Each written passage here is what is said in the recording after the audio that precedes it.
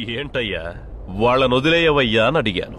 నువ్వు నా మాట వినలేదు. ఇప్పుడు ఆ కేడి నా కొడుకులు స్టేషన్ బద్దలు కొట్టి తప్పించుకుపోయారు. ఇప్పుడు అర్థమైందా అనుభవానికి ఆవేశానికి ఉన్న తేడా ఏంటో? డిపార్ట్మెంట్ పబ్లిక్ నిన్న జరిగిన గొడవలు సహాయం కోసమేనని నమ్ముతున్నాయి.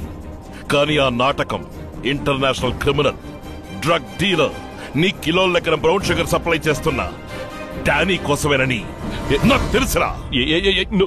ఏంటి డానీ పేరు చెప్పగానే లొడలొడని వాగే నీ నోరు వడకడం మొదలెట్టింది. భాయ్, నువ్వు హద్దు మీరావు, నా ఆత్మవిశ్వాసాన్ని దెబ్బతీసావు. పోలీస్ ఉద్యోగం నాకు దైవం లాంటిది, పోలీస్ స్టేషన్ కోవెల లాంటిది, దాన్ని కూల్చేశావు. చట్టాన్ని అతిక్రమించిన డానీని తీసుకెళ్ళా నేను దిగులు పడేవాడి కాదు, నా స్టేషన్ ని కూల్చి తీసుకెళ్ళావు. అందుకేరా డిపార్ట్మెంట్ ఫైల్లో పెట్టాల్సిన వాడి పాస్పోర్ట్ ని భద్రంగా నా పాకెట్ లోనే పెట్టుకున్నా. వద్దు నరసింహం, డానీ ఒక అణుబాంబు లాంటి వాడు. తాకాలనుకున్నావో పేలిపోతావు. పేలిపోవడానికి కాలిపోవడానికి నిప్పు పెట్టగానే దిక్కుతోచక వెళ్లే దీపావళి రాకెట్ అనుకున్నావా?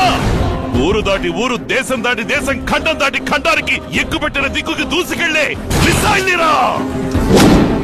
ఆఫ్రికా చింపాజీ ఎక్కడికెళ్ళా వెతికి పట్టుకొచ్చి బోన్లో పెట్టకుండా వదిలిపెట్టండి రా.